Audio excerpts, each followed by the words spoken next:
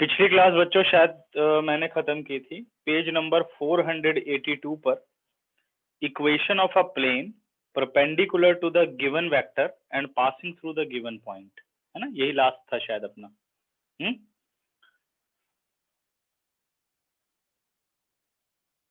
तो अभी screen clear है सबको?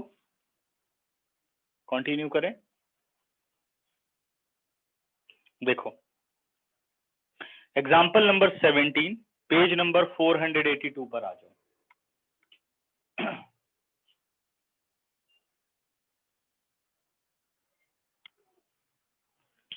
17th एग्जाम्पल कह रहा है find the vector and Cartesian equation of a plane which is passes through the point 5 2 minus 4। Passing point आ गया तो समझ जाओ इक्वेशन है vector r minus vector a dot capital N vector is equal to 0। ठीक है, लेकिन vector equation का बहुत कम यूज करना चाहिए। इस इक्वेशन में कार्टेशियन को बहुत ज्यादा प्रेफर करना चाहिए। ठीक है, जब कहा जाए a plane passes through a given point तो इसके अंदर कार्टेशियन इक्वेशन ज्यादा ठीक रहती है। ठीक है, find the vector and Cartesian equation of a plane which is passes through the point 5 2 minus 4 and perpendicular to the line 2 3 minus 1। और जिस लाइन पर वो परपेंडिकुलर है उसके डायरेक्शन रेशियो है 2 3 minus 1। अब मैं दोनों तरीके से पहले करके दिखाता हूं कि सपोज हम वेक्टर से स्टार्ट करते हैं तो कार्टेशियन कैसे लिखनी है, और अगर हम कार्टेशियन से स्टार्ट करते हैं तो हमें अपनी वेक्टर इक्वेशन कैसे लिख करके देनी है। ठीक है ना, दोनों चलते हैं। पहले मैं कर रहा हूं बेटे वेक्टर टू कार्टेशियन।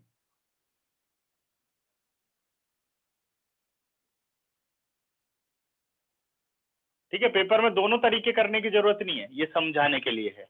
ठीक है, कह रहा है एक प्लेन है जो पास करता है, फिगर भी अगर आप बनाना चाहें तो बनाइए एग्जाम में, नहीं तो कोई जरूरत नहीं है। एक प्लेन है जिसके पासिंग पॉइंट है जिसको मैंने ए मेंशन किया 5 2 और -4। ठीक है, and perpendicular to the line एक मिनट बेटा, वॉइस ब्रेक हो रही है, रुकिए।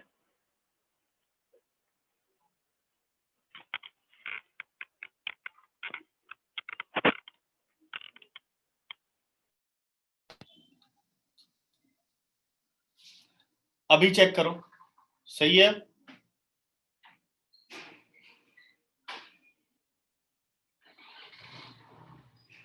Yes sir.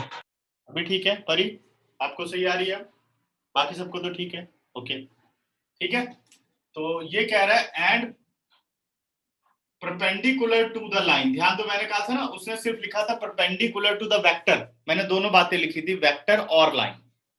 तो परपेंडिकुलर टू द प्लेन या लाइन, इस लाइन के जो डीआरस हैं वो आपको गिवन है, वो डीआरस हैं 2 3 और -1, यानी डीआरस ऑफ लाइन 2 3 और -1। यानी ये जो आपका कैपिटल एन है वो यहां पर है। कैपिटल एन एक वेक्टर है, यानी ये लाइन एक वेक्टर है जिसके ये डायरेक्शन रेशियो दिए गए हैं। तो इसके अकॉर्डिंग आपके पास कैपिटल एन क्या होगा, 2i cap plus 3j cap minus k cap. ठीक है, समझ में आ गई सबको बात कि क्यों कैपिटल एन इसको लिया जा सकता है, क्योंकि ये लाइन है जो प्लेन पर परपेंडिकुलर है। आपके पास अब जो पासिंग पॉइंट दिया गया है 5 2 -4, उसे आप कह सकते हैं वेक्टर है, जो कि है 5i cap plus 2j cap minus 4k cap. ठीक है, now vector equation of a plane passes through a given point and perpendicular to the given line or vector। तो vector equation of this plane,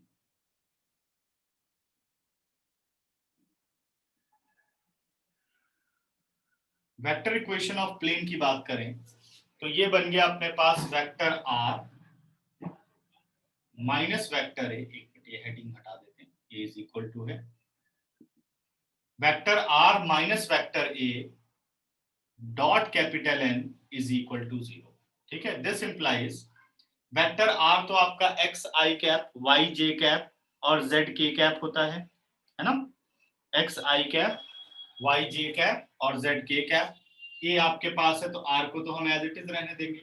vector R dot A की जगह आपने लिख दिया, sorry बेटे, R minus 5 I cap plus 2 J cap minus 4 K cap dot capital N आपका है 2 I cap plus 3 J cap minus 4 K cap is equal to 0। ठीक है, vector N is a line perpendicular to the plane. उसने बोला ना, a line which is perpendicular to the plane with direction ratio 2 3 -1। अगर line में direction ratio है तो ये लाइन क्या होगी, यानी लाइन में डायरेक्शन है, तो this line is a vector quantity. तो ये कौन सा वेक्टर है, a plane passes through a given point and perpendicular to the given line और वेक्टर। अगर कुछ नहीं लिखा है तो ये वेक्टर है, सॉरी लाइन है। अब इसने कहा इसकी डायरेक्शन है, तो ये लाइन क्या कहलाएगी, वेक्टर कहलाएगी। कौन सा वेक्टर है, जो प्लेन पर परपेंडिकुलर होता है उसे हम कैपिटल एन से प्रेजेंट करते हैं। मतलब अब हमें ये पता लग जाना चाहिए कि ये कौन सी इक्वेशन है प्लेन की, plane passes through given point perpendicular to the given vector. तो पासिंग पॉइंट को हम वेक्टर ए से प्रेजेंट करते हैं और जो परपेंडिकुलर वेक्टर होता है उसे हम कैपिटल एन से प्रेजेंट करते हैं। और इस केस में जो आपकी वेक्टर इक्वेशन होती है वो होती है vector R minus A dot capital N is equal to 0। अब आर माइनस ए की आपने वैल्यू निकाल ली, ए आपके पास ये रहा, डॉट एन आपने रख दिया। लेकिन ये इसका आंसर नहीं है। हमेशा जो आंसर लिखना है आपको वेक्टर में अगर लिखना है तो हमेशा नॉर्मल फॉर्म में लिखना है, यूनिट नॉर्मल में नहीं, नॉर्मल फॉर्म में। Vector R dot vector N is equal to capital T, जो ये आपकी स्टैंडर्ड इक्वेशन है। ठीक है, तो आगे आप वर्किंग करेंगे, इसको ओपन करेंगे, ये आ गया vector R dot 2 I cap plus 3 J cap minus 4 K cap minus 5 I cap plus 2 J cap minus 4 K cap dot 2 I cap plus 3 J cap minus 4 K cap 0। ये बात सब समझ गए, सीधा distribution property, this vector multiply with vector R, this vector multiply with vector A. ठीक है, अब अपने पास जो वैल्यू आ गई वो आ गई vector R dot 2 I cap plus 3 J cap minus 4 K cap minus 5 to 10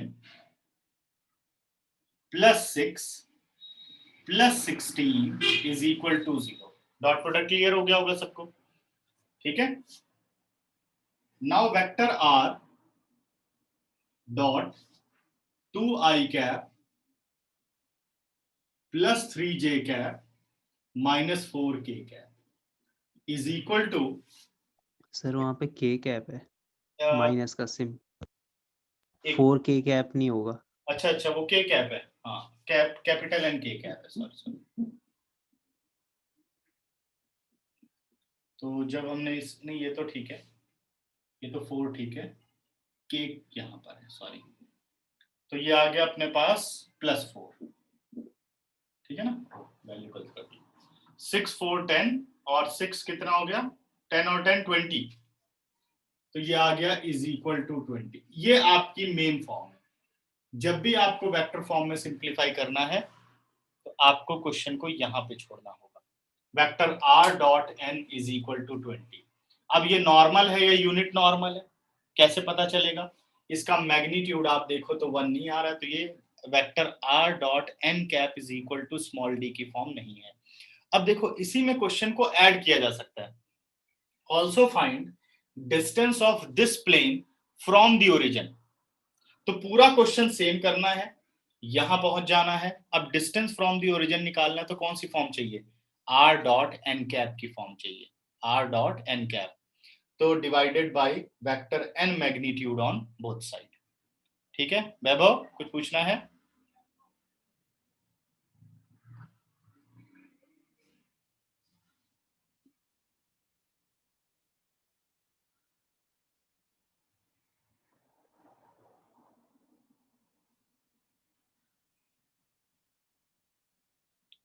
ठीक है। What are the direction cosine of the plane, तो वही जब एन कैप से आर डॉट एन कैप की फॉर्म में ले आओगे तो डायरेक्शन कोसाइन बता पाओगे। What are the direction ratio, direction ratio यहीं से बता सकते हैं 2, 3 और -4। जो इस लाइन का डायरेक्शन रेशो है वही प्लेन का डायरेक्शन रेशो है, ठीक है ना, जो इस पे परपेंडिकुलर है। क्लियर। अच्छा, अब आते हैं कार्टेशियन टू वेक्टर।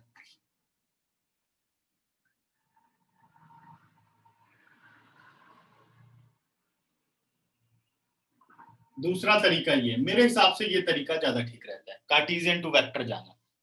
ठीक है, उसमें क्या करोगे, आपको पासिंग पॉइंट दिया हुआ है और आपको ये डीआरस दे रखे हैं। डीआरस का मतलब ये कैपिटल ए, कैपिटल बी और capital C, DRs of a line perpendicular to the plane. Equation of plane,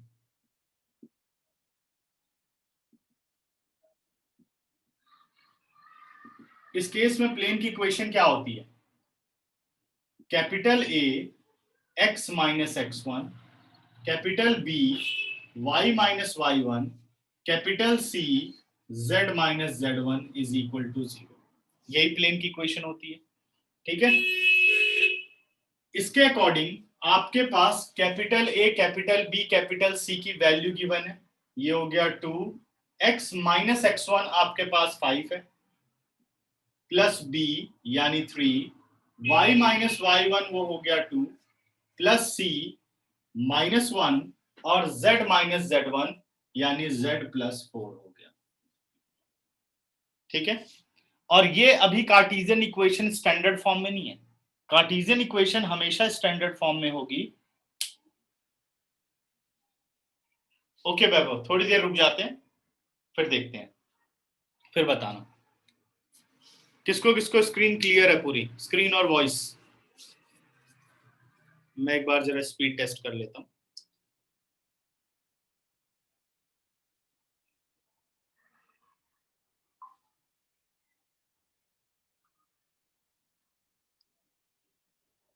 बस 2 बच्चों को ही, बाकी सबको दिक्कत आ रही है। ओके,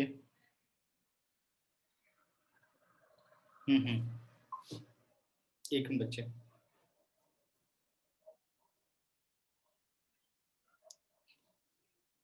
मेरे पास तो स्पीड बिल्कुल ठीक है।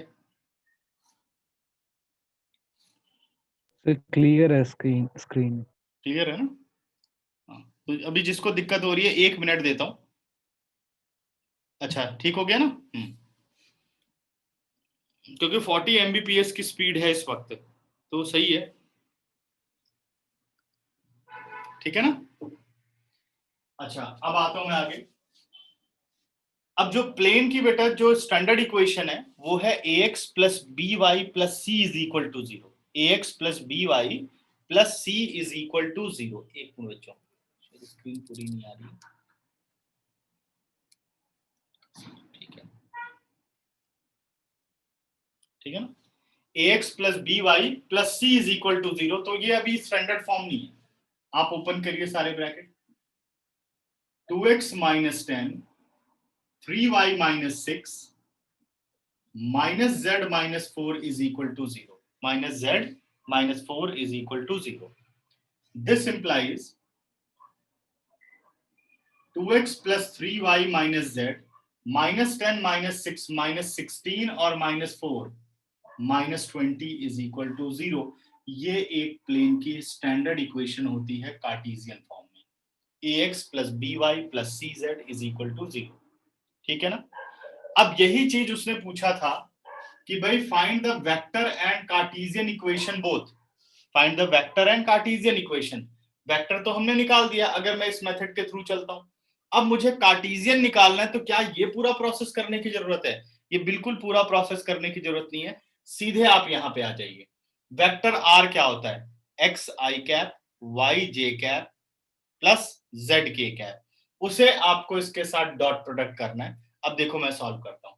तो जो वेक्टर आर अगर आपने हटाया वही डॉट प्रोडक्ट, तो ये बन गया 2x plus 3y minus 4z is equal to 20। ध्यान दो, 2x plus 3y minus z, minus यहाँ पे z था ना, 4z नहीं है, यहाँ गलती करी हुई है, यहां पर भी आपका k है, ये था यहाँ पर, है ना।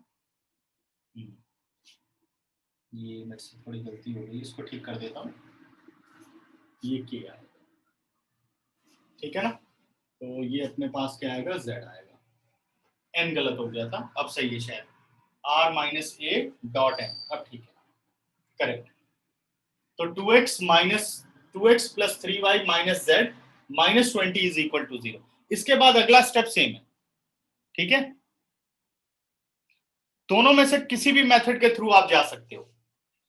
अब मान लो मैंने कार्टेशियन मेथड को फॉलो किया, कार्टेशियन इक्वेशन आ गई, अब मुझसे पूछा जा रहा है what is the vector equation, तो मुझे ये पूरा प्रोसेस करने की जरूरत नहीं, मैं यहां से सीधे वेक्टर कन्वर्ट कर दूंगा। This implies vector r dot X Y Z कहां चले गए, एक्स वाई जेड आर में चले गए, और ये आ गया 2i cap plus 3j cap minus k cap is equal to 20। ये देखिए आपके पास वेक्टर इक्वेशन आ गई। तो प्लेन के केस में चाहे आप वेक्टर के थ्रू पूरे क्वेश्चन को सॉल्व करो या कार्टेशियन के थ्रू आप सॉल्व करो, जो भी आपको इजी लगे। मेरे हिसाब से हमें कार्टेशियन की तरफ ज्यादा जाना चाहिए, क्योंकि बहुत सारा ये कैप वगैरह लिखना अपना कम हो जाता है, और फाइनल आंसर हमें कन्वर्ट करना आता ही है कि फाइनल, अगर वो यही कहता सिर्फ find the vector equation of this situation, तब भी आप पूरे क्वेश्चन को कार्टेशियन से कर सकते थे, फाइनली आंसर आपको वेक्टर में देना है। कभी ये नहीं लिखेगा बाय यूजिंग वेक्टर मेथड, ऐसा नहीं लिखते कभी भी, ठीक है ना। तो बस उसको सॉल्व करना होता है। इन दोनों तरीकों में से आप किसी भी एक तरीके को अपना सकते हो, ये आपकी मर्जी है, ठीक है। वेक्टर से कार्टेशियन, कार्टेशियन से वेक्टर, ठीक है। तो 10 सेकंड दे रहा हूं, किसी को कुछ पूछना है तो बताओ, कोई कंफ्यूजन तो नहीं बन गई दिमाग में, ठीक है। हैंड डाउन कर लो अगर जिसको क्लियर है सारा स्क्रीन वगैरह, फिर उसके बाद हम अपने नेक्स्ट क्वेश्चन पे बात करें। अब अगला मैं पूछना चाहता हूं कि ये बात सबको समझ में आ गई या नहीं, जिसको नहीं समझ में आई वो हैंड रेस करो, और थोड़ा इस पे हम डिस्कस करते हैं। तुम लोगों को कन्वर्जन आ गई कि नहीं, ठीक है।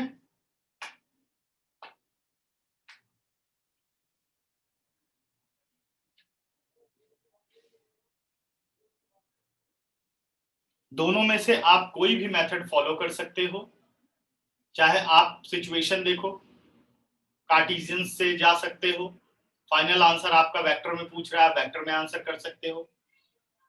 अगर आपसे कार्टेशियन में पूछ रहा है और आपने वेक्टर फॉलो कर लिया तो कोई बात नहीं, वेक्टर से करिए और फाइनली आंसर आप उसको कार्टेशियन में कन्वर्ट कर दीजिए, ठीक है। उससे कोई मतलब नहीं है कि आपने फॉलो कौन सा रूल किया है, ठीक है।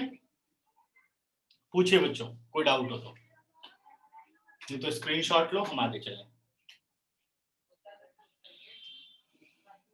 और ध्यान रखना है ये वाली इक्वेशन बहुत ही इंपॉर्टेंट है। A plane passes through a given point, कई बार इसे ये डायरेक्टली नहीं देगा, इनडायरेक्टली देगा, बहुत क्वेश्चन है ऐसे, ठीक है। तो ये बहुत ध्यान रखना है क्वेश्चन को।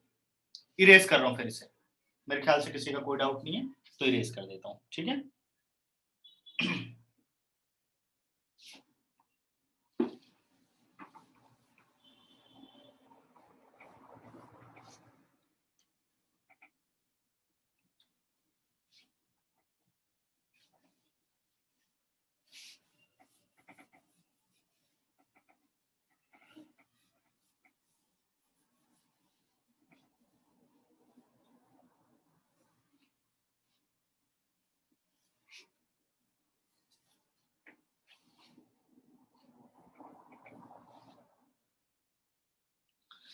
अब आते हैं नेक्स्ट इक्वेशन पर।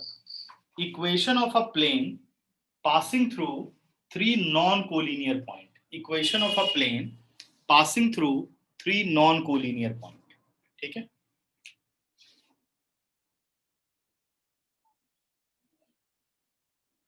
Equation of plane passing through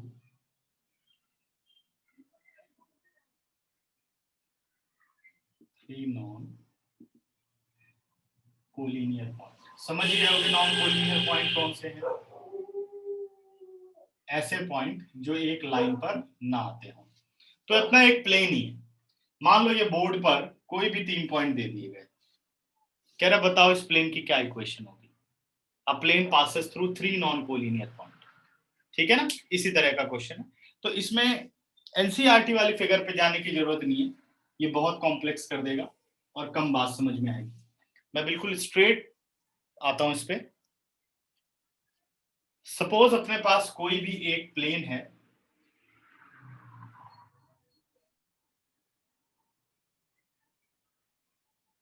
जिसके ये 3 नॉन कोलिनियर पॉइंट हो गए। एक अपने पास ए पॉइंट हो गया, जिसको हमने पोजीशन वेक्टर नाम दिया वेक्टर ए। दूसरा आपके पास पॉइंट बी हो गया, जिसे हमने पोजीशन वेक्टर बी ले लिया। और तीसरा आपके पास पॉइंट सी हो गया, जिसे आपने पोजीशन वेक्टर सी ले लिया। ये 3 पॉइंट ले लिया, ठीक है। हमें जो इक्वेशन यूज करनी है बेटा, वो इक्वेशन इसी से रिलेट करनी है जो भी आपने पिछली इक्वेशन पढ़ी। अ plane passes through a given point and perpendicular to the given line or vector। इसमें से किसी भी एक को आपको पासिंग पॉइंट मानना है, चाहे वो ए लो, बी लो या सी लो, ठीक है। मतलब किसी भी एक को वेक्टर ए मान सकते हैं, क्योंकि आपकी इक्वेशन है vector R minus A dot capital N is equal to 0, यही है, ठीक है। तो अब आप जिसे मानोगे पोजीशन वेक्टर, तो ए को ही मानता हूं, क्योंकि इक्वेशन फॉर्म करनी है और उसी फॉर्म में लिखना है जो एनसीईआरटी में है। बाकी कोई भी आप ले सकते हैं। तो ए को इनिशियल पॉइंट मान करके आप इन दोनों पोजीशन वेक्टर को जोड़ दो, यानी वेक्टर ए बी और आपका ये बन गया vector A C. Vector A B और वेक्टर ए सी, ध्यान दो। अब वेक्टर ए बी क्या होगा? Vector A B is position vector of B minus position vector of A. अब ये तो सबको आता होगा, इजी इजी है ना, O B minus O A. तो position vector of B is B और position vector of A is vector A. आगे फाइंड आउट करिए vector A C. Position vector of C minus position vector of A, यानी vector C minus vector A is A C, ठीक है। अगर मुझे ये चीज फाइंड आउट करनी है कि a vector which is perpendicular to both the vector, यानी vector A B and vector A C,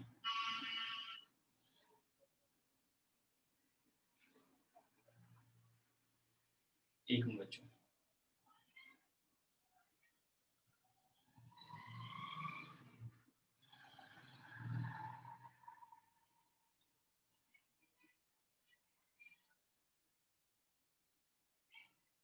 a vector which is perpendicular to both the vector, और ये अपना पॉइंट ए है,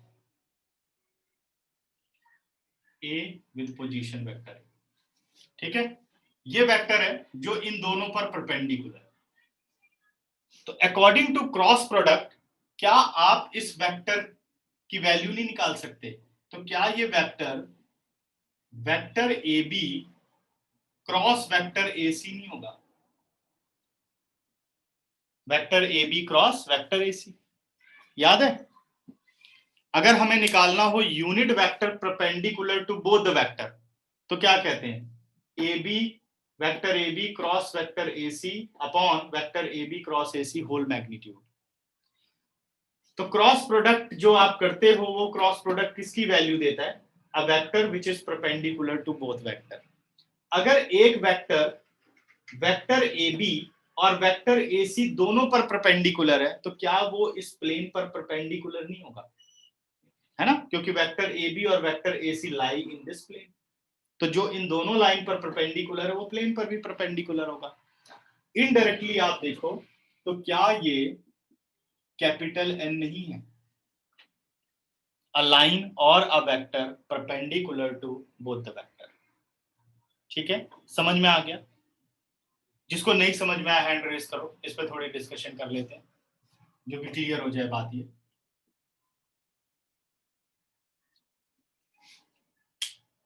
यस यस वैभव, मैं दोबारा रिपीट करता हूं। देखो,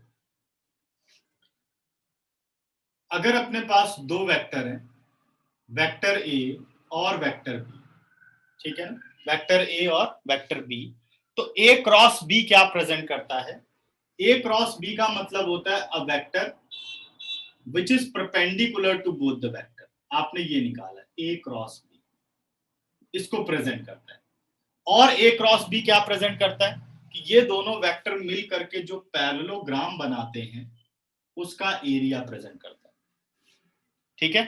अगर आप इसका मैग्नीट्यूड निकाल दो तो वो एरिया आ जाएगा, ठीक है। और यही ए क्रॉस बी क्या प्रेजेंट करते हैं? एक वेक्टर जो इन दोनों वेक्टर पर परपेंडिकुलर हो, ठीक है। और अगर यही पूछा गया था कि find a unit vector perpendicular to both the vector, तो हमें एन कैप निकालना था। अब यहाँ डायरेक्शन मैटर नहीं करती, आप चाहे बी क्रॉस ए निकालो या ए क्रॉस बी निकालो, बस माइनस हो जाएगा, उससे फर्क नहीं पड़ेगा, बाकी इक्वेशन आप बना लोगे, ठीक है ना। अगर मैं कर दूं इसे ए बी क्रॉस ए सी कर दूं या ए सी क्रॉस ए बी कर दूं, उससे कोई फर्क नहीं पड़ेगा, बस वो नेगेटिव बाहर आ जाएगा, because cross product is not commutative. तो ये ध्यान रखो आप कि जो ये ए क्रॉस बी होता है ये उस क्वांटिटी को दिखाता है जो इन दोनों वेक्टर पर परपेंडिकुलर होती है, ठीक है। तो इसी तरीके से आपके पास वेक्टर ए बी था और वेक्टर ए सी था। तो जब आपने vector A B cross A C निकाला तो ये कौन सी क्वांटिटी बता रहा है? ये उस वेक्टर को बता रहा है जो इन दोनों पर परपेंडिकुलर है। ये क्रॉस प्रोडक्ट की ज्योमेट्री मैंने पढ़ाया था, ठीक है ना। अगर ये इन दोनों वेक्टर पर परपेंडिकुलर है तो क्या प्लेन पर परपेंडिकुलर नहीं होगा? बिल्कुल प्लेन पर परपेंडिकुलर होगा। तो ये वो सिचुएशन बन गई, a plane passes through a given point and perpendicular to the given vector और लाइन, यानी ये कैपिटल है, ठीक है। अब हमें इक्वेशन चाहिए, तो अपनी इक्वेशन क्या होगी? Equation of plane in vector form, equation of plane in vector form, ठीक है। Equation of plane in vector, तो इक्वेशन कहती है ये है, होता है vector R minus vector A dot capital N is equal to 0। Vector R minus A dot capital N is equal to 0। अब कैपिटल एन देखिए क्या है, कैपिटल एन है ए बी क्रॉस ए सी। ए आपको वही लेना है जिसको आपने इनिशियल माना है, ध्यान रखना है, ठीक है। तो vector R minus A, capital N हो गया आपका vector A B cross vector A C is equal to 0। अब वेक्टर आर माइनस ए की क्या वैल्यू हो गई? वो तो एज इट इज रहने वाला है। और vector B cross vector A B cross A C, vector A B कितना हुआ? B minus A cross vector A C कितना हुआ? Vector C minus A is equal to 0। किसी किसी बुक में यहां बीच में क्रॉस लगा हुआ है, उसको ठीक कर लो, वो गलत है, ठीक है। Vector R minus A dot vector B minus A cross vector C minus A, ठीक है। अच्छा, अब जो कार्टेशियन की डेरिवेशन है वो की तो जा सकती है यहां से, लेकिन वो असलतन में क्या है कि जब स्केलर ट्रिपल प्रोडक्ट आपने पढ़ा हो तो वो डेरिवेशन ज्यादा इजी रहेगी। तो स्केलर ट्रिपल प्रोडक्ट हमने पढ़ा नहीं है और इस साल हट भी गया है। अब मैं कार्टेशियन बताता हूं कैसे याद रखनी है। सपोज वेक्टर ए के पोजीशन कोऑर्डिनेट है x1 y1 और z1, वेक्टर बी के कोऑर्डिनेट है x2 y2 और z2, और वेक्टर सी के कोऑर्डिनेट है x3 y3 और z3, x3 y3 और z3, ठीक है। तो स्केलर ट्रिपल प्रोडक्ट के अकॉर्डिंग अभी फिलहाल इसे याद कर लो कि भाई equation of a plane passing through three non-collinear point, Cartesian equation of plane, ठीक है, is equal to, इसका फॉर्मूला बन जाता है x minus x1 y minus y1। थोड़ा मैं इससे रिलेट कर दूंगा, जो ये r माइनस a है, r होता है बेटे x i cap y j cap z k cap, और वेक्टर a हो गया आपका x1 i cap y1 j cap z1 k cap.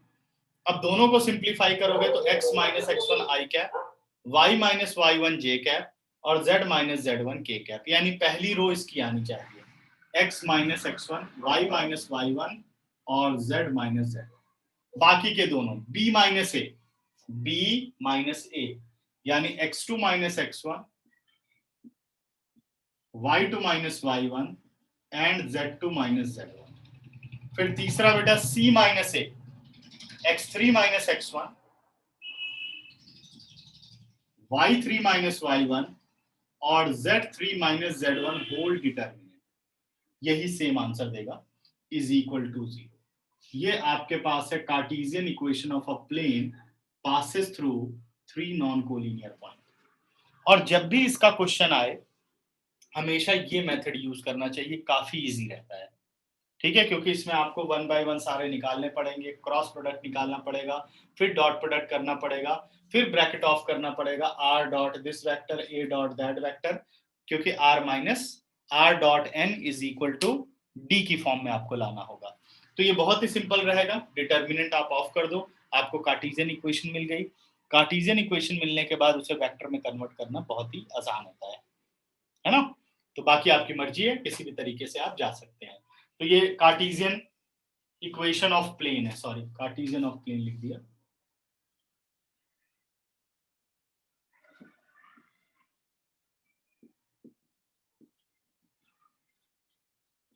Cartesian equation of a plane passes through 3 non collinear point. अच्छा, कई बार क्या होता है कि आपको 3 पॉइंट दे दिए गए, वो कोलिनियर और नॉन कोलिनियर नहीं कह रहा है, कह रहा है find the equation of a plane passes through 3 points. आपने वो 3 पॉइंट इसी तरीके से रखे, पूरा सॉल्व किया, डिटर्मिनेंट आ गया 0 इज इक्वल टू 0, मतलब ये पूरा डिटर्मिनेंट क्या हो गया 0। तो आपको लिखना है therefore the points are collinear. ठीक है, पॉइंट्स क्या हो गए, कोलिनियर। अगर पॉइंट्स कोलिनियर हो गए तो वहां से एक लाइन जा सकती है, प्लेन नहीं जा सकता, therefore there is no plane. Clear हुआ? तो यहाँ पे क्या है, कोई प्लेन नहीं होगा, ऐसा भी आता है। या ये कहा जाए prove that the given points are collinear, तब भी आप ये मेथड लगा सकते हैं। ठीक है, पॉइंट कब कोलिनियर होंगे, जब ये आप डिटर्मिनेंट पूरा सॉल्व करिए और डिटर्मिनेंट की वैल्यू 0 आ जाए, यानी 0 is equal to 0, then these 3 points are collinear points. ठीक है, अगर पॉइंट को कोलिनियर प्रूव करना है तब भी ये कंडीशन। ठीक है, अच्छा एक और, prove that these 3 points are coplanar। Coplanar का मतलब एक ही प्लेन में है, तब भी आप ये इक्वेशन लगाइए। ठीक है, सॉल्व करेंगे आपको प्लेन की इक्वेशन मिलेगी। अगर प्लेन की इक्वेशन मिल रही है इसको पूरा सॉल्व करके, तो इसका मतलब ये तीनों पॉइंट एक प्लेन में लाई करते हैं, तो इसलिए पॉइंट्स क्या कहलाए, कोप्लेनर। कोप्लेनर पॉइंट और कोलिनियर पॉइंट में डिफरेंस पता चल गया। कोप्लेनर क्या हो गए, ऐसे पॉइंट जो सेम प्लेन में हो, तो जब कोप्लेनर होगा तो जरूर इक्वेशन देगा तीनों पॉइंट, और अगर इक्वेशन नहीं देते 0 is equal to 0, then points are collinear points, therefore there is no plane. Clear है? तो इस तरीके से आप प्रूफ करेंगे। अब मैं आता हूं क्वेश्चन पर, पेज नंबर 484, एग्जांपल नंबर 18 हम डिस्कस करने चल रहे हैं।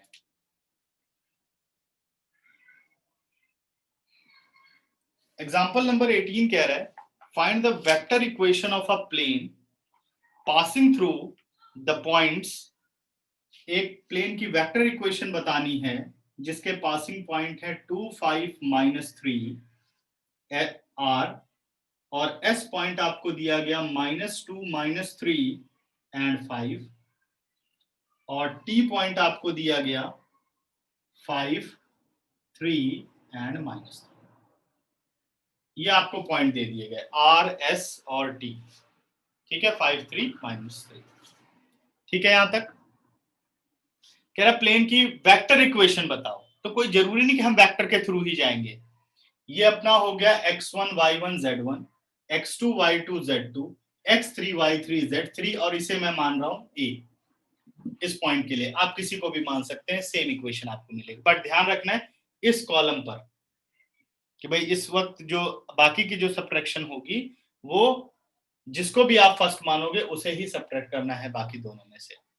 ठीक है, तो मेरे हिसाब से पहला ही मान ले, ज्यादा इजी रहता है। तो निकालते हैं equation of plane. Equation of plane, equation of plane is equal to x minus x1 यानी x -2 y minus y1 y minus 5, z minus z1 z plus 3। अभी देखना उसने वेक्टर से किया है और वो भी अधूरा छोड़ा हुआ है एनसीईआरटी ने, वहां आप नहीं छोड़ सकते इसको। x2 minus x1 minus 2 minus 2 minus 4, y2 minus y1 minus 8, z2 minus z1 plus 8, x3 minus x1 it is 3, y3 minus y1 minus 2, z3 minus z1 0, whole determinant is equal to 0। ठीक है ना, इससे काफी आसान है ये vector से।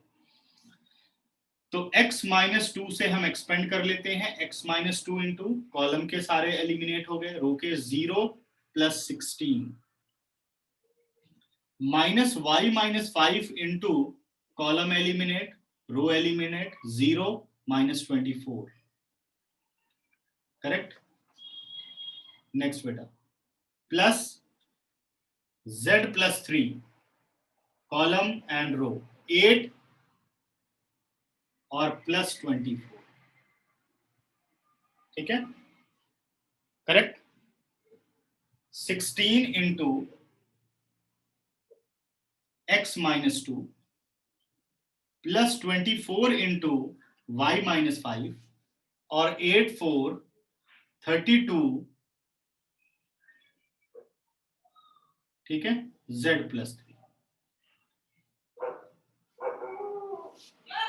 ठीक है। अब इसको थोड़ा इजी कर सकते हैं, 4 कॉमन ले सकते हैं, 4 क्या 8 कॉमन ले सकते हैं, 8 2 जा 16, 8 3 जा 24, 8 4 जा 32, करेक्ट। अब अपने पास बचेगा मेरे हिसाब से, चलो पहले इसको समझ लेते हैं, फिर बस सिंप्लीफाई ही करना है, ठीक है ना। अभी 10 सेकंड, 10 नहीं 12 सेकंड दे रहा हूं, कोई भी तुम लोगों को यहां दिक्कत हो, यहां दिक्कत हो, उसको डिस्कस करो, फटाफट पढ़ो एक एक लाइन और स्क्रीनशॉट भी ले लो साथ में।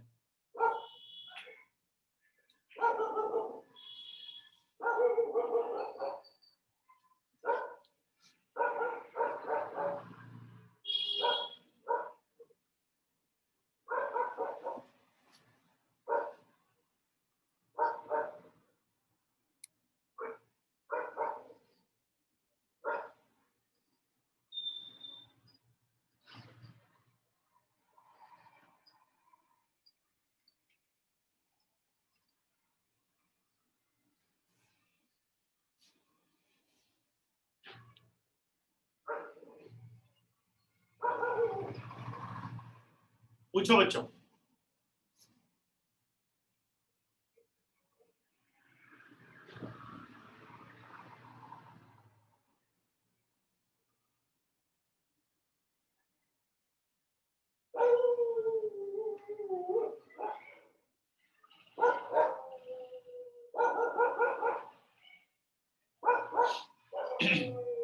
कोई प्रॉब्लम नहीं, चलिए लेफ्ट साइड एलिमिनेट कर रहा हूं।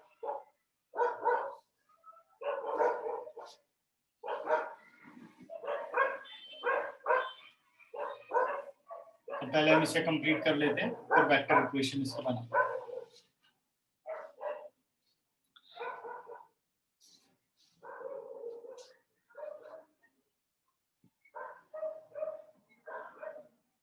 नहीं बेटा, आंसर आप इस फॉर्म में नहीं हटाएंगे, ठीक है, क्योंकि आंसर अगर कार्टेशियन में पूछा गया तो ax plus B Y plus c z plus d equal to 0 या इज इक्वल टू डी होना चाहिए, और जब वेक्टर पूछेगा तो r dot n is equal to constant, ठीक है ना। तो अभी हमें वेक्टर इसके पूछी है, तो 8 आपने ले लिया common, with in a bracket रह गया 8 2 16 x माइनस 2, 8 3 जा 24 y minus 5 plus 8 4 32 z plus 3 is equal to 0। 8 0 के नीचे गया 0 हो गया, ब्रैकेट ऑफ किया, 2x minus 4 3y minus 15 4z plus 12 is equal to 0। This implies it is 2x plus 3y plus 4z 12 15 minus 3 और minus 4 minus 7 is equal to 0। अब मुझे बनानी है इसकी वेक्टर इक्वेशन, तो बन गई r dot 2i cap 3j cap plus 4k cap is equal to 7। ठीक है, ये इसकी वेक्टर इक्वेशन आ गई। तो इस क्वेश्चन को प्रॉपरली इस तरीके से सॉल्व करें तो ज्यादा बेटर रहेगा। ठीक है ना। अब इसने अभी आंसर छोड़ा हुआ है, इसको सॉल्व करके आप वेरीफाई कर सकते हैं। करेक्ट। अभी कुछ पूछना है या इसका स्क्रीनशॉट लो, फिर हम अगला टॉपिक करें।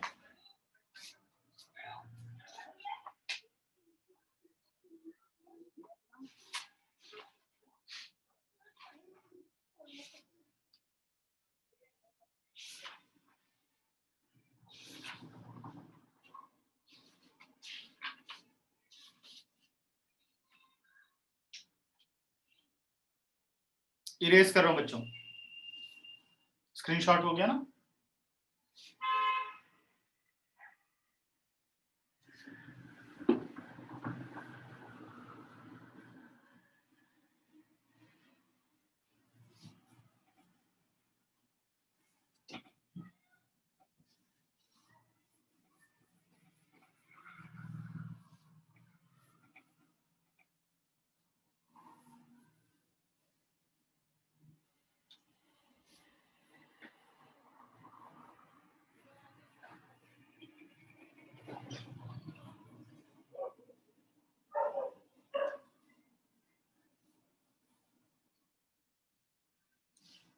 अगली फॉर्म है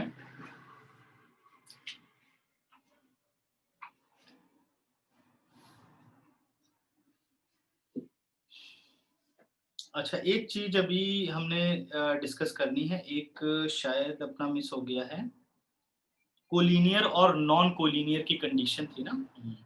एक चीज अपनी रह गई है, सॉरी, उसमें शायद कुछ गड़बड़ हो गई है, तो मैं उसको ठीक करता हूँ। हमने पढ़ा था पिछली क्लास, अभी पिछले में कोलिनियर पॉइंट। ठीक है, if the points are collinear, तो जो मैं कहना चाहता था वो ये था कि there is no unique plane. हम जब प्लेन की बात कर रहे थे तो वहां पे था कि यहाँ इसका कोई प्लेन नहीं है, मैंने ये बोला था कि देयर इज नो प्लेन। तो उसको थोड़ा सा मैं ठीक करूंगा क्योंकि गड़बड़ हो सकती है। नहीं बेटे, मार्क्स नहीं कटेंगे अगर आप r dot n is equal to d करते हो, अगर वो वेक्टर फॉर्म है, और अगर आप कार्टेशियन फॉर्म करते हो ax plus B Y plus c z is equal to d या माइनस डी या plus d is equal to 0, जो भी कांस्टेंट आ रहा हो, तो वही फाइनल फॉर्म। ठीक है, एक चीज समझ लेते हैं कि जो कोलिनियर पॉइंट की पे बात हुई कि अगर पॉइंट कोलिनियर है, अगर आपसे पूछता है कि is there a unique plane, तो आपको बोलना है there is no unique plane. अभी समझा रहा हूं, यूनिक का मतलब एक डेफिनेट इक्वेशन वाला प्लेन जो कि इन तीनों कोलिनियर पॉइंट से पास करता हो, ये कहने का मतलब है यूनिक। ठीक है ना। लेकिन अगर बात ये हो रही है कि अगर वो पूछता है कि how many planes are possible, ठीक है, if points are 3 points are collinear, how many planes are formed if these 3 points are collinear.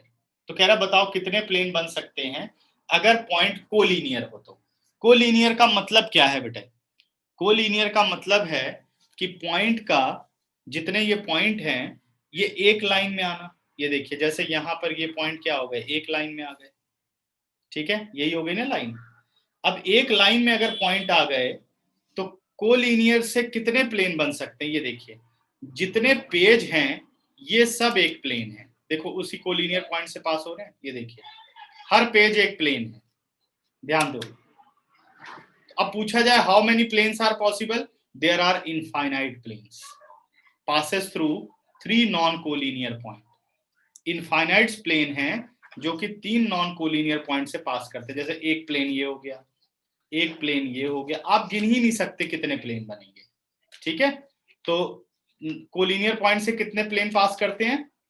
Infinite plane पास करते हैं। ठीक है,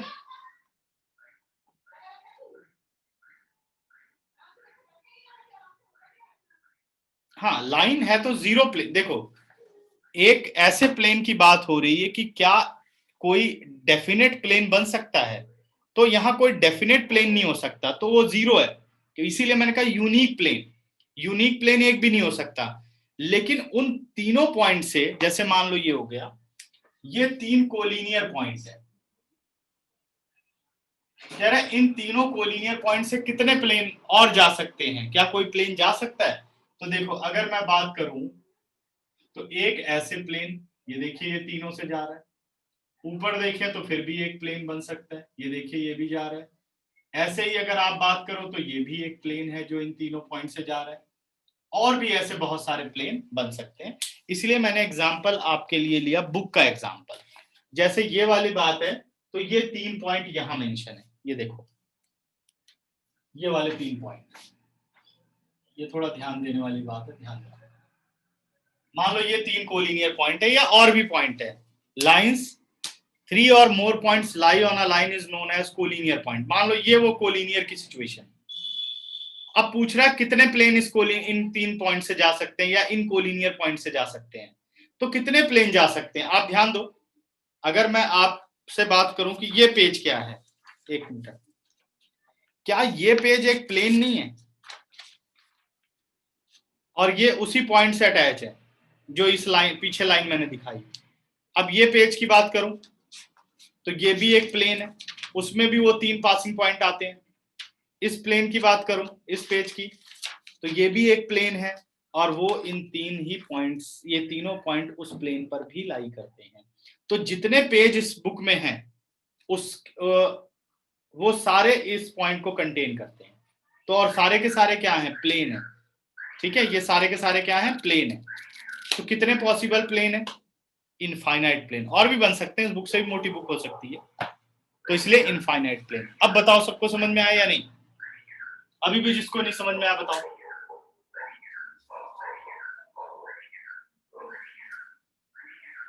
ठीक है,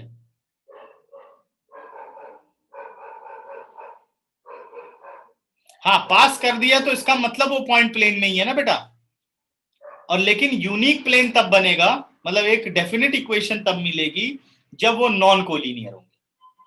ठीक है, ये थोड़ा क्लियर करने के लिए मैंने इस पर फिर से डिस्कशन कर ली। मान लो एक मार्क का क्वेश्चन आता है कि how many planes are possible through collinear points, तो कितने प्लेन पॉसिबल हैं? अपना आंसर होगा इनफाइनाइट। वो मैं ब्रेक करना भूल गया, गलत हो जाता नहीं तो आंसर, तुम लोग लिख देते देयर इज नो प्लेन। वो मैं उसमें मुझे जोड़ना चाहिए था कि there is no unique plane. ठीक है ना, तो वहां होना चाहिए था कि यहाँ कोई यूनिक प्लेन नहीं हो सकता। कितने हो सकते हैं? Infinite plane. यूनिक का मतलब है कि एक ही पर्टिकुलर इक्वेशन आए, और यहाँ इनफाइनाइट इक्वेशंस आ सकती हैं आप, लेकिन उन इक्वेशन को नहीं निकाल सकते। ठीक है, एक डेफिनेट इक्वेशन नहीं निकाल सकते। अब बताइए, अभी समझ गए क्या डिफरेंस है दोनों में, या अभी भी कोई दिक्कत किसी को? ठीक है, बढ़े फिर आगे।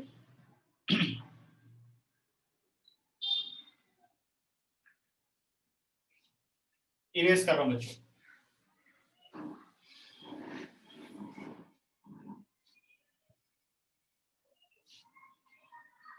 अब आता हूं मैं, एग्जाम्पल नंबर 18 हो गया है। 485 पर आओ। Intercept form of equation of a plane. Intercept form of equation of a plane. Intercept form of equation of a plane. अगर एक प्लेन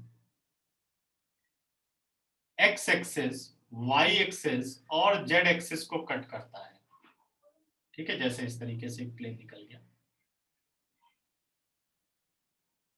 ये आ गया अपने पास एक्स वाई जेड, और ये हो गया ओरिजिन।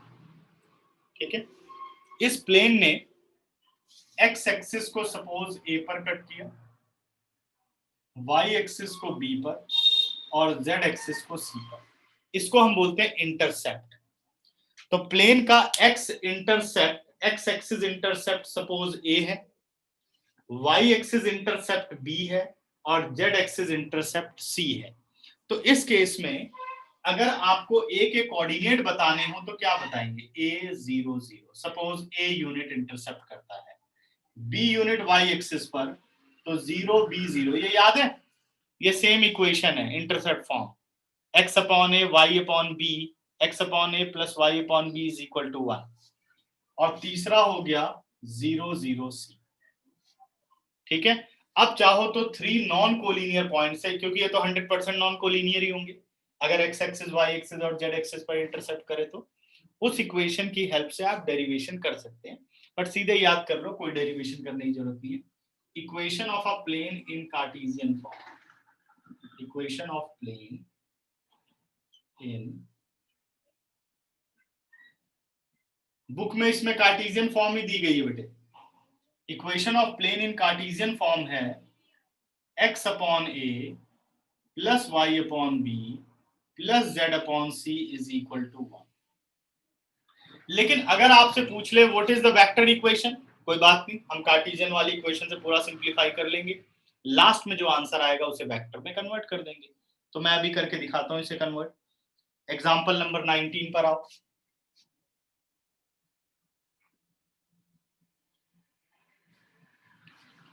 एग्जांपल नंबर 19 कह रहा है कि find the equation of a plane with intercepts 2, 3, 4 on x, y and z axis.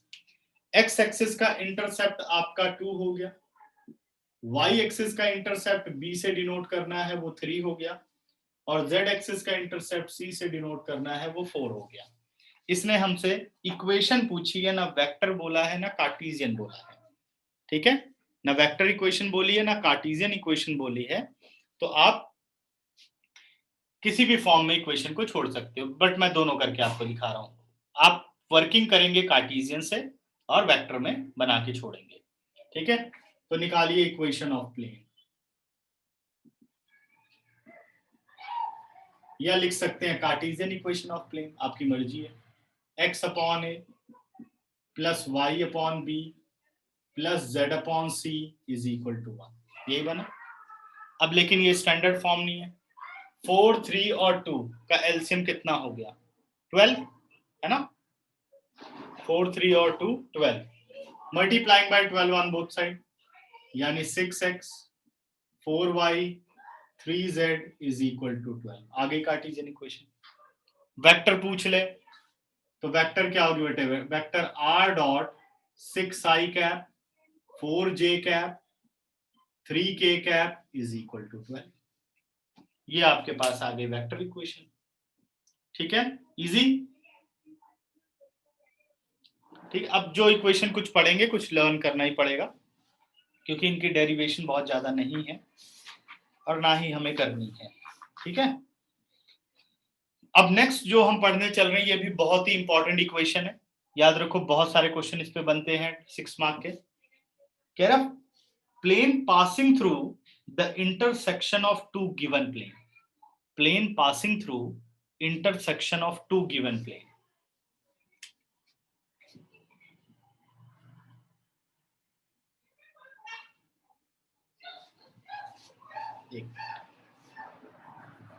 मैं यहाँ थोड़ा हेडिंग चेंज कर देता हूँ। Equation of a plane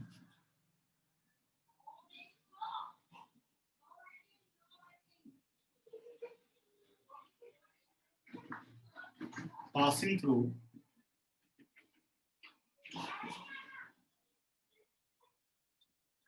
intersection of two given plane, ठीक है। Equation of a plane passing through, या एक काम करो तुम लोग पहले इसका स्क्रीनशॉट लो, फिर इस टॉपिक को थोड़ा डिटेल में करेंगे एक बार में ही, मैं भी कम समझ में आएगा। इसमें कुछ पूछना है तो बताइए। क्लियर हो गया टॉपिक?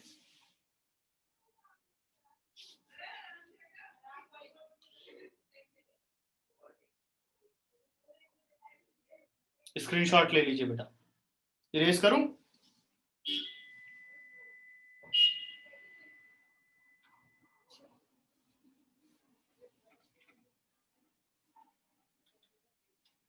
एक सबसे इंपॉर्टेंट इक्वेशन है equation of a plane passing through a given point, वो 6 नंबर में बहुत ज्यादा आते हैं उस पे क्वेश्चन, क्योंकि अभी वो अधूरे हैं बेटे, वो सीधे ही दिए गए हैं क्वेश्चन, अभी इनडायरेक्ट में उनका बहुत ज्यादा रोल है। और दूसरी इक्वेशन ये है जो अभी हम पढ़ने चल रहे हैं, equation of a plane passes through intersection of two given planes. Equation equation of a plane passing through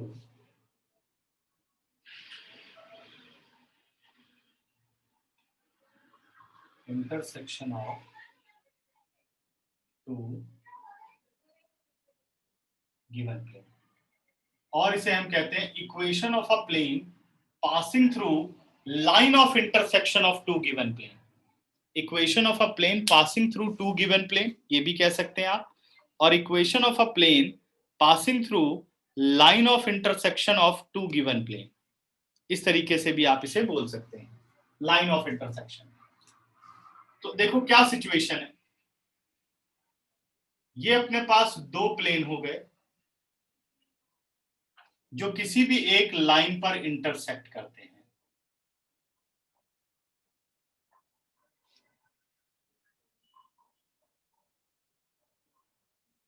एक मिनट,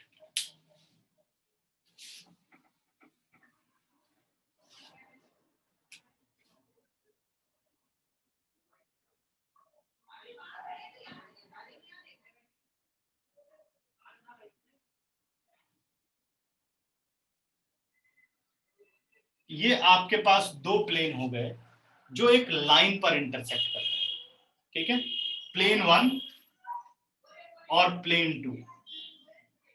बुक ने इसे मेंशन किया है पाई 1 और पाई 2 से, इससे कोई फर्क नहीं पड़ता, ठीक है। मैंने लिखा P1 यानी plane 1।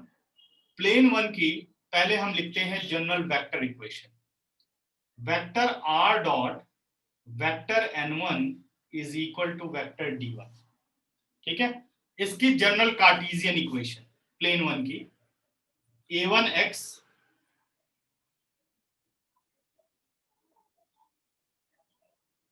b1y c1z is equal to d1, ax plus by plus cz is equal to d।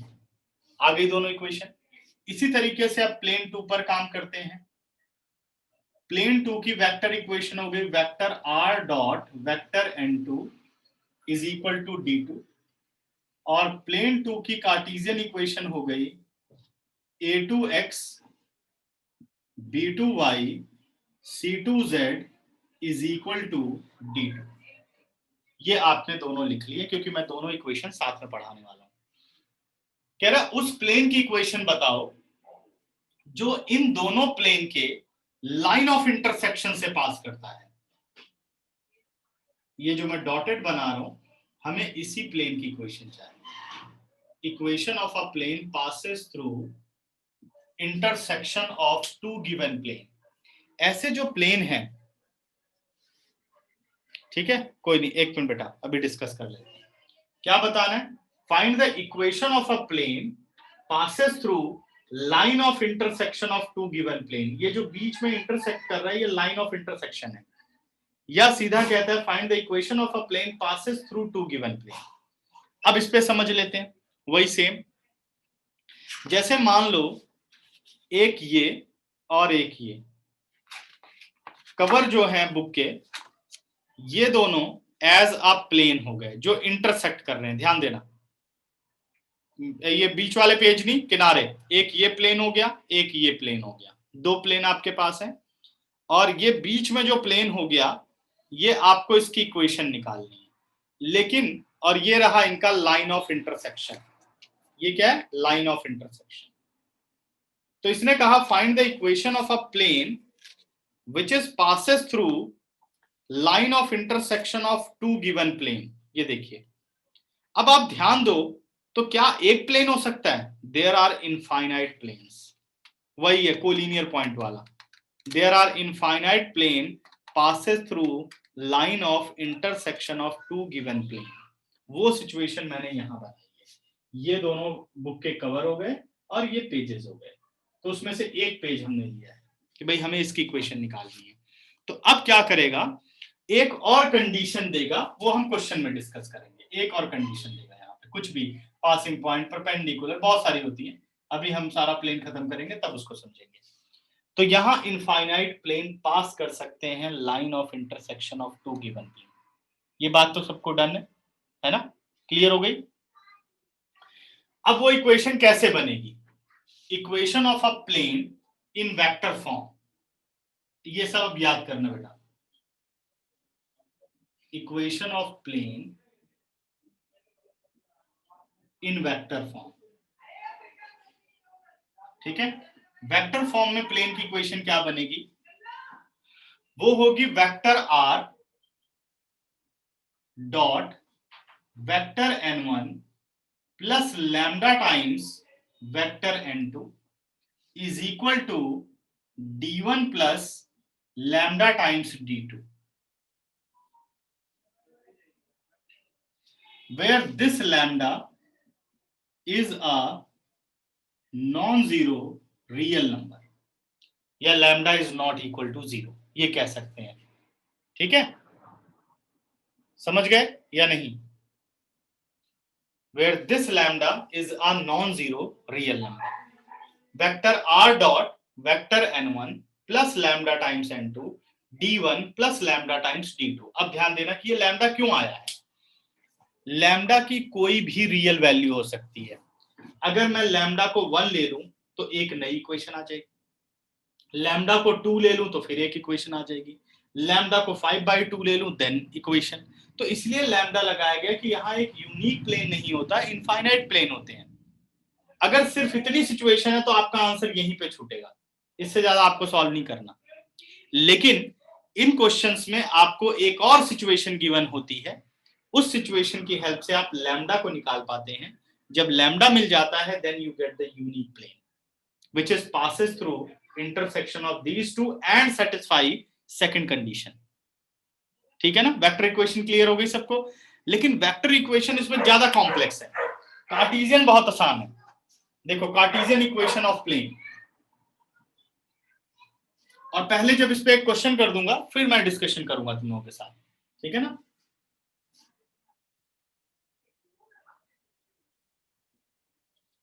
Cartesian equation of plane in this form, क्या करना है, किसी भी एक प्लेन को लो। अब इसको मैं थोड़ा शॉर्टकट में लिख देता हूं, plane 1 plus lambda times plane 2 is equal to 0, ऐसे।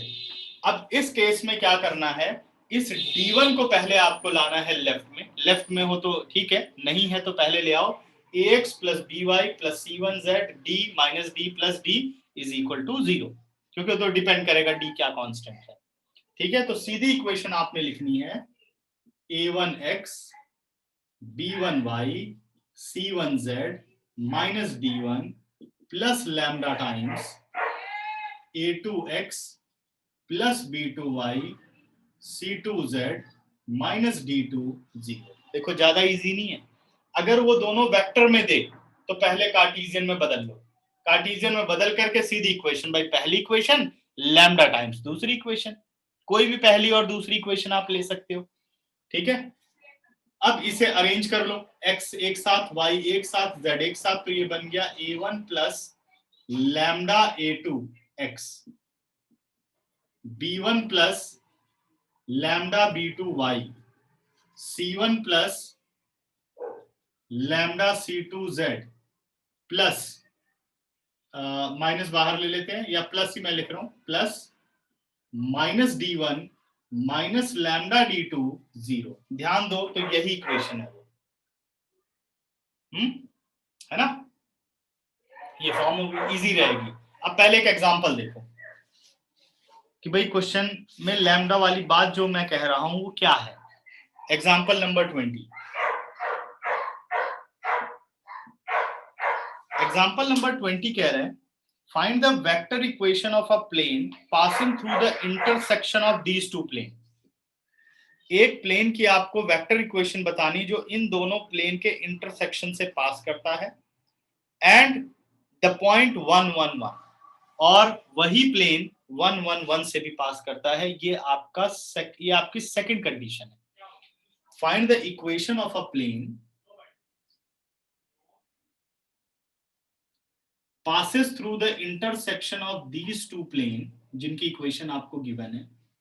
तो आपने वो प्लेन बना लिया, भाई ये प्लेन है जो इन दोनों के इंटरसेक्शन से पास करता है, एंड 1 1 1, तो यही प्लेन पॉइंट P से भी पास करता है 1 1 1। इस प्लेन का आपको एक पासिंग पॉइंट गिवन है और प्लेन की कंडीशन ये दे रखी है कि this plane is passes through the intersection of that plane.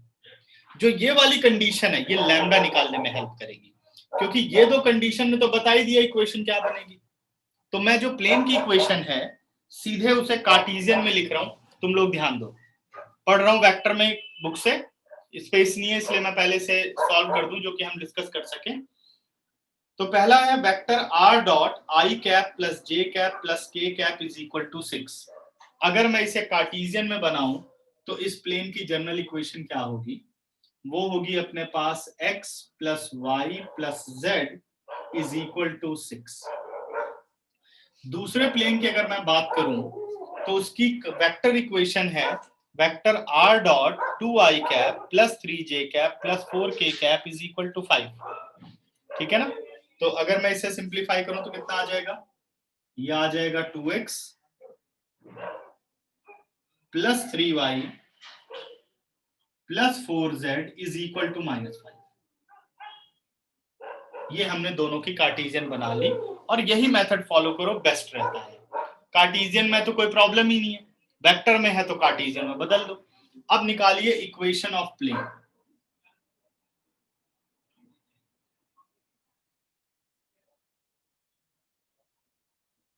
तो प्लेन की इक्वेशन हो गई फर्स्ट प्लेन यानी x plus y plus z minus 6 lambda times second plane 2x plus 3y plus 4z plus 5 is equal to 0।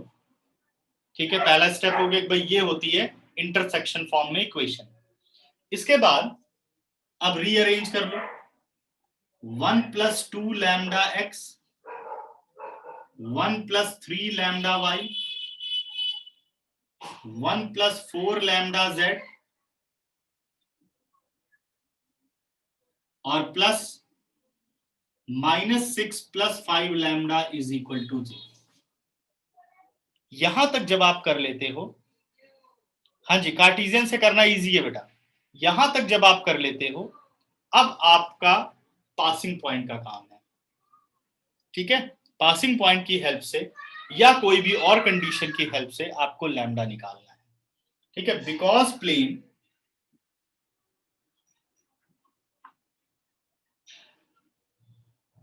passes through 1 1 and 1 therefore, अब यहां पे आ जाना बच्चों,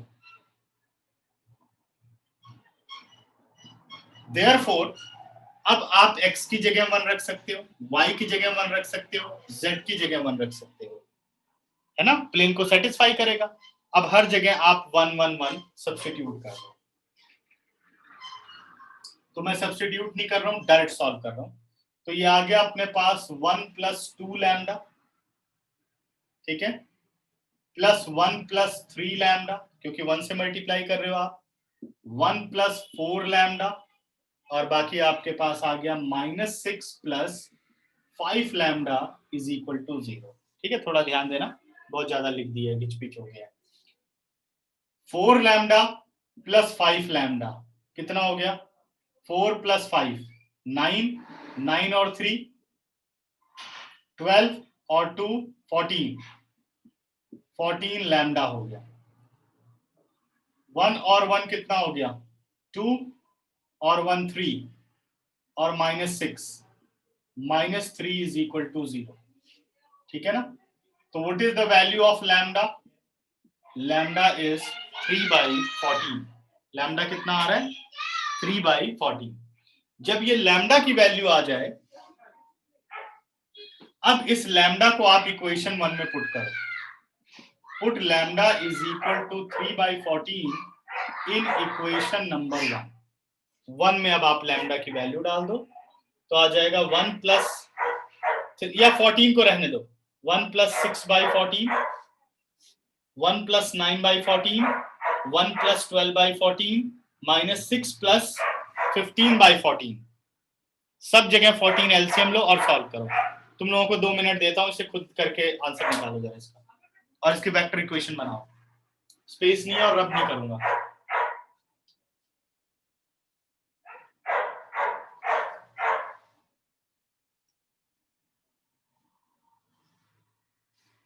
बस इतने को सॉल्व करो आप।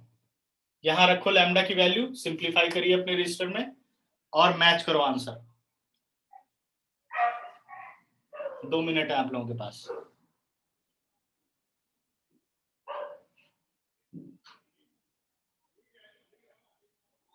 जिसका आंसर मैच कर जाए हैंड रेज करो।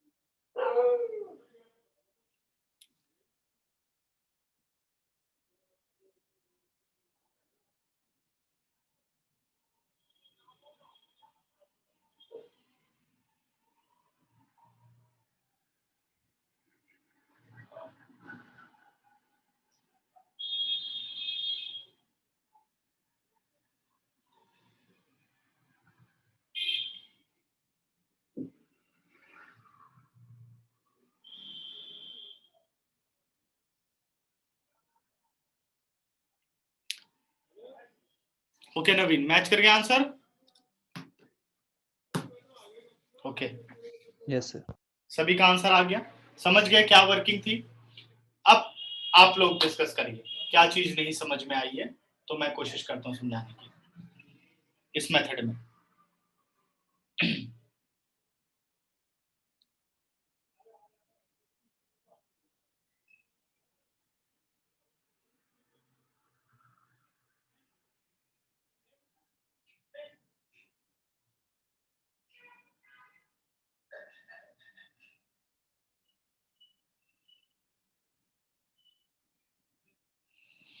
हाँ, इस टाइप ऑफ क्वेश्चन में बेटा गिवन ये होता है क्या है, हमेशा ये वाली लाइन लिखी जाएगी, find the equation of a plane passes through intersection of two given plane। एक बात तो ये रहेगी, या find the equation of a plane passing through line of intersection of two given plane, या line of intersection of these planes। तो दो plane रहेंगे। अब तीसरी कंडीशन कुछ भी हो सकती है, यहाँ पे अभी 1-1 इसलिए इस्तेमाल हुआ क्योंकि अभी तक आपने यही वाली सिचुएशन पढ़ी है। अभी आपने ये नहीं पढ़ा कि दो प्लेन परपेंडिकुलर होते हैं, दो प्लेन पैरेलल कब होते हैं, एक लाइन और एक प्लेन परपेंडिकुलर कब होते हैं, एक लाइन और प्लेन पैरेलल कब होते हैं। तो जब ये सिचुएशन हम पढ़ लेंगे तो इसमें ये वाली जो थर्ड कंडीशन है, थर्ड क्या कह सकते हैं, सेकंड सिचुएशन जो है वो चेंज हो जाएगी, वो कुछ भी हो सकती है फिर। ठीक है, वो ज्यादातर इस तरीके से बनती है, plane and plane perpendicular, plane and plane parallel, ठीक है, line and plane perpendicular, line and plane parallel. या ऐसा भी कहता है कि the distance from the origin of this plane is 1 unit, ये भी कह सकता है क्वेश्चन। तो आप जब यहां पर पहुंच गए कि भाई ये प्लेन की इक्वेशन आपने निकाल ली, अब ये कह रहा है इसका डिस्टेंस ओरिजिन से 1 यूनिट है। ठीक है, तो अब हमें एक और टॉपिक पढ़ना पड़ेगा, distance of a plane from a point in cartesian form. Vector में तो पढ़ ही चुके हो, ओरिजिन से कैसे निकालते हो, r dot n cap is equal to small d। लेकिन वो वाला केस यहां करने में ये बहुत मुश्किल हो जाएगा क्वेश्चन। ठीक है, तो जब हम उसे पढ़ा देंगे तो आप कर सकते हैं इसे। समझ गए क्या गिवन होता है? ये लाइन पढ़ते ही पता चल जाएगा, equation of a plane passing through intersection of two given plane, समझ जाओ यही है। Equation of a plane passes through a given point, तो पीछे वाली इक्वेशन है, capital A x minus x1 plus capital B y minus y1 plus capital C z minus z1। इसमें second को अभी समझने की जरूरत ही नहीं है, सेकंड कुछ भी दे सकता है। ठीक है, इसकी कोई डेरिवेशन नहीं आती, और जो दी भी गई है ना वो डेरिवेशन नहीं है, थ्योरेटिकली समझाया गया है जो मैंने बात बताई है। ठीक है, कि कैसे हम फॉर्म करते हैं। ये ये तुम लोगों को याद हो तो तुम लोगों ने किया था फैमिली ऑफ लाइन में 11th क्लास के अंदर, जो हमने एक्स्ट्रा सिलेबस में पढ़ा था कि find the equation of a line passes through intersection of the two line. तो हमने क्या किया था, फर्स्ट लाइन प्लस के टाइम्स सेकेंड लाइन। ऐसा इसलिए क्योंकि जब दो लाइनें इंटरसेक्ट करती हैं तो एक पॉइंट बनता है। एक पॉइंट से कितनी लाइनें पास हो सकती हैं, तो एक पॉइंट से इनफाइनाइट लाइन पास हो सकती हैं, तो इसलिए के का इस्तेमाल किया जाता है। फिर वहां सेकंड सिचुएशन दी गई थी, and the line is line with slope 1, line is perpendicular to that line, तो उससे हम यूनिक लाइन निकाल पाते थे। तो वहां पर भी काम क्या करते थे, के की वैल्यू निकालते थे। तो उसी से रिलेटेड ये टॉपिक है। ठीक है, समझ गए बच्चों?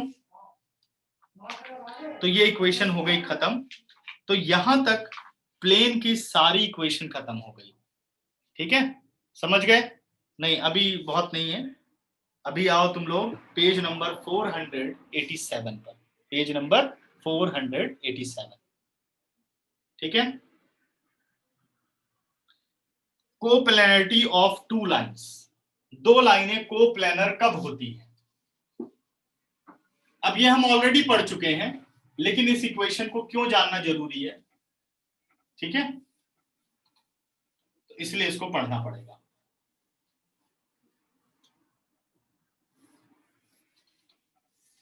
थ्री डी डिफिकल्ट तो नहीं लग रही किसी को? 3D और वेक्टर अब तो आसान हो गया होगा सबके लिए। असाइनमेंट शुरू कर दो निकाल के फटाफट।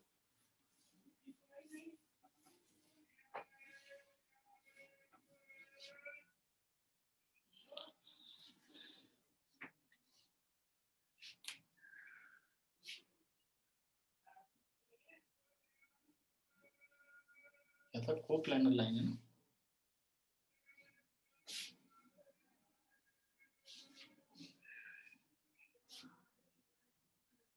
इसकी हेडिंग चेंज कर देगा। कंडीशन फॉर कोप्लेनर लाइंस, इसने एक कंडीशन बोली, हम दो पढ़ेंगे ना। Condition for coplanar lines. Shortest distance जब पढ़ा रहा था तो मैंने तुम लोगों को स्पेशली पढ़ाया था कि भाई लाइनें कोप्लेनर कब होती हैं, याद है? All parallel lines are coplanar line, all intersecting lines are coplanar line. याद आया है ना?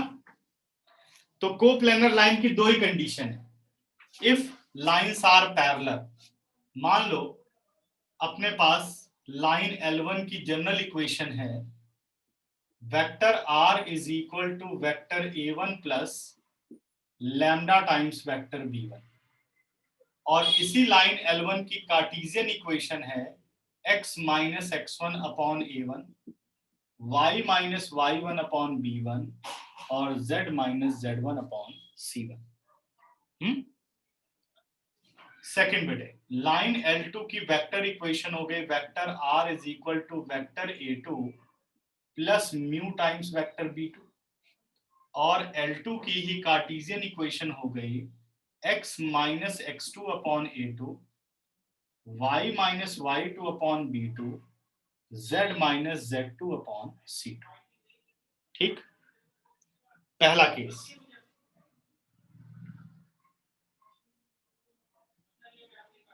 If L1 and L2 are parallel, then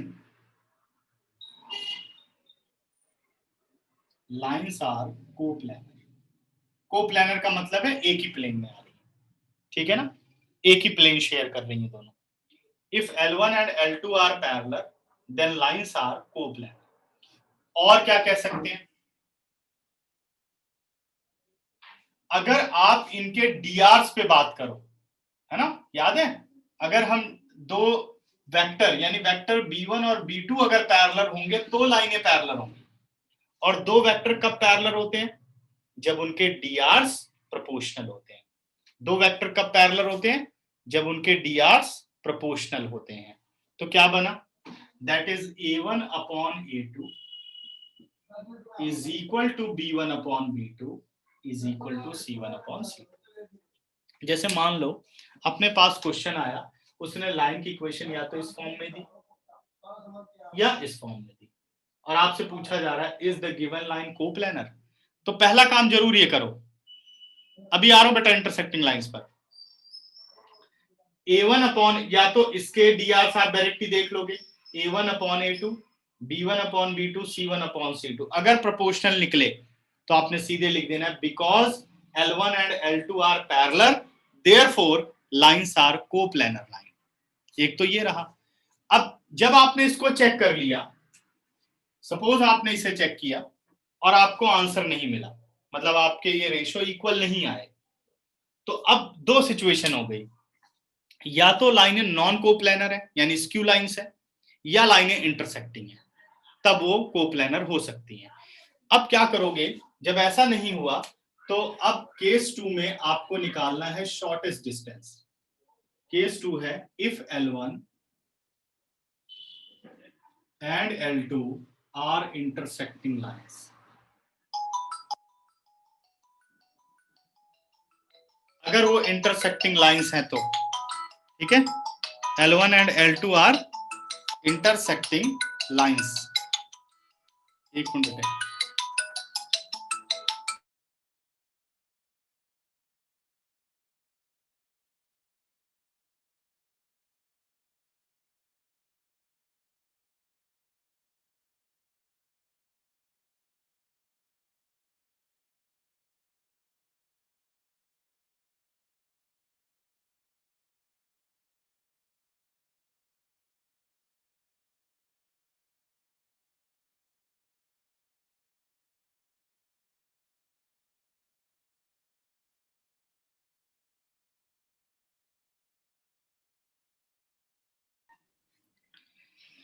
ठीक है। तो क्या हो गया बेटे, if L1 and L2 are intersecting lines then lines are coplanar.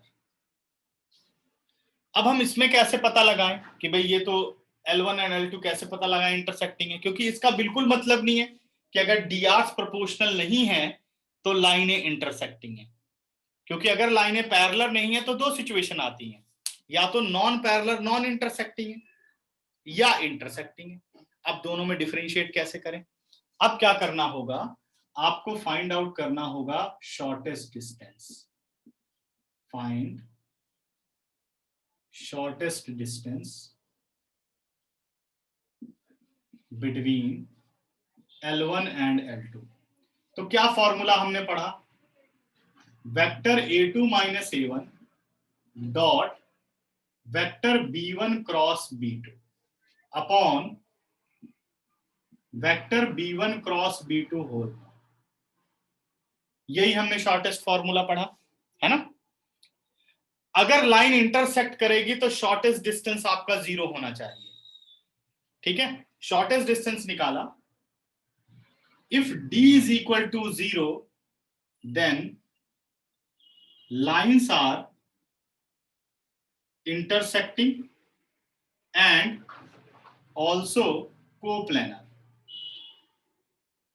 ठीक है, lines are intersecting and also coplanar. और क्या कह सकते हैं, अब फॉर्मूला बनाने चल रहे हैं।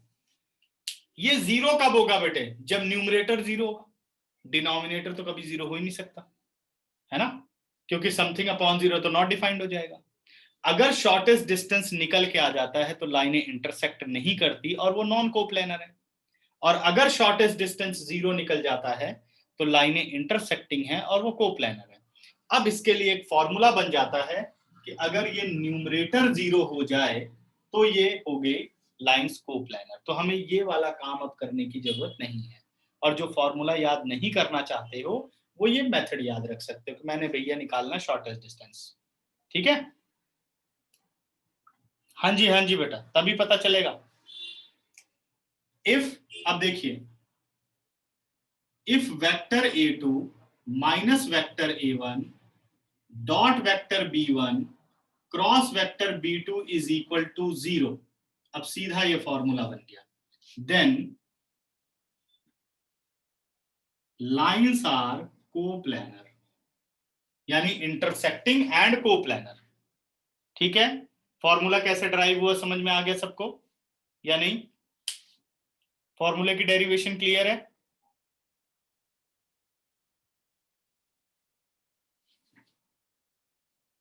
ठीक है, अब अगर इसमें कुछ पूछना चाहते हो तो पूछो, स्क्रीनशॉट लो, क्योंकि मुझे इसका कार्टेशियन भी आप लोगों को समझाना है। जल्दी करो।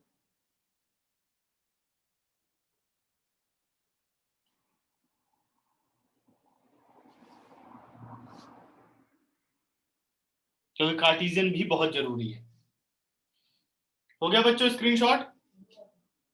सिर्फ अब मैं ये कंडीशन हटा रहा हूं, केस।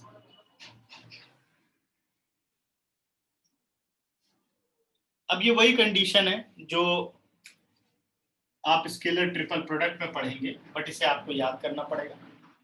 नेक्स्ट बेटा, इन कार्टेशियन फॉर्म,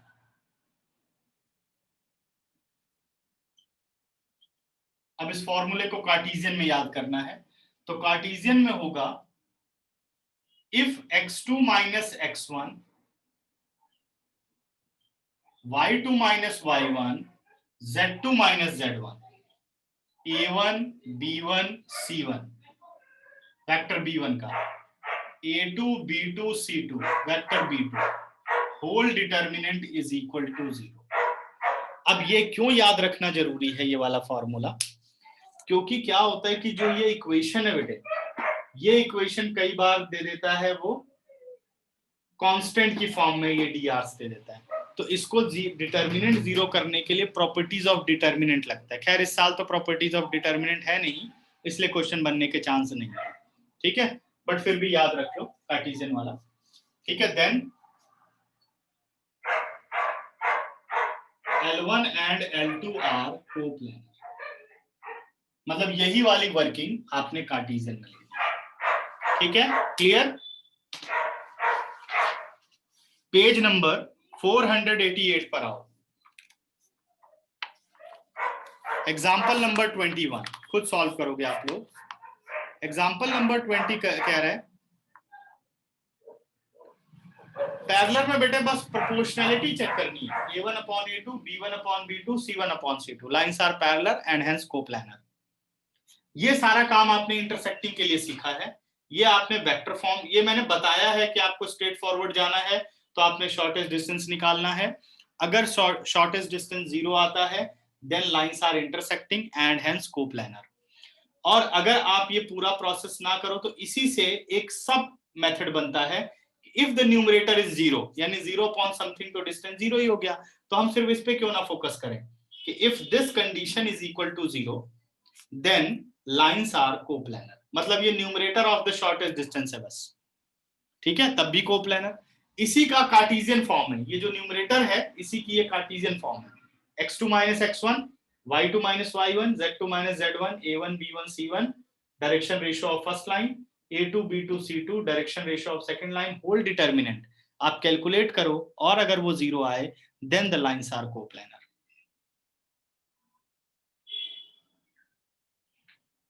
वही बेटे, हाँ शॉर्टेस्ट वाला ही तो कार्टेशियन है, उसी का तो न्यूमरेटर है ये, ठीक है ना। कार्टेशियन में मैंने तुम लोगों को शॉर्टेस्ट डिस्टेंस में कार्टेशियन नहीं पढ़ाया, मैंने कहा उसे पढ़ने की जरूरत ही नहीं है, क्या करोगे, ठीक है, हमेशा वेक्टर में करो। और अगर लग रहा है ये बहुत ज्यादा फॉर्मूले हो रहे हैं, यही याद रखो कि मैंने शॉर्टेस्ट निकालना है, b1 क्रॉस b2 मैग्नीट्यूड भी निकालना है, कोई बात नहीं, 0 upon something, if distance is 0 then lines are coplanar and intersecting.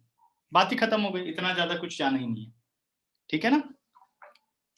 देखो एग्जाम्पल नंबर 21 कह रहा है show that the lines x plus 3 upon minus 3 y minus 1 upon 1 z minus 5 upon 5 x plus 1 upon minus 1 y minus 2 upon 2 z minus 5 by 5 are coplanar.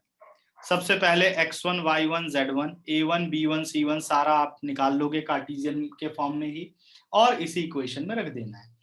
देखो x2 minus x1 y2 minus y1 z2 minus z1 a1 b1 c1 a2 b2 c2 determinant में रखा और answer आपको क्या मिला 0। क्योंकि answer 0 है therefore the given lines are intersecting lines and hence lines are coplanar. कर लोगे एग्जांपल 21 या कोई चाहता है कि मैं सॉल्व करूं तो मैं सॉल्व कर देता हूं।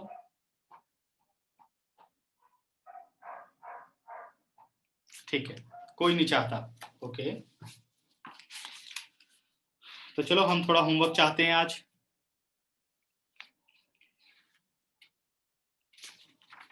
इलेवन 11.3 के पहले 11 क्वेश्चन कंप्लीट करके रखने हैं।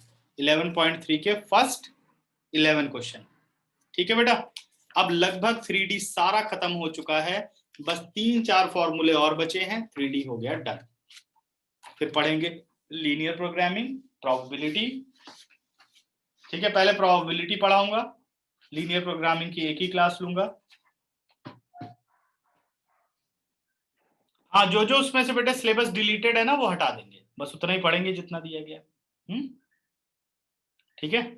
फिर चैप्टर 1 हमने करना है, वो भी बाकी बहुत कुछ डिलीट हो चुका है, बस थोड़ा ही सिलेबस रह जाएगा। मेनली जो जो सिलेबस है उनको आपको रिपीट करना, पूरा कैलकुलस, वेक्टर 3D, ये सब बहुत अच्छी तरीके से आपको पढ़ने, क्योंकि इनमें से कुछ डिलीट नहीं हुआ है और पेपर भी इसी में से अच्छा खासा बनेगा, ठीक है ना,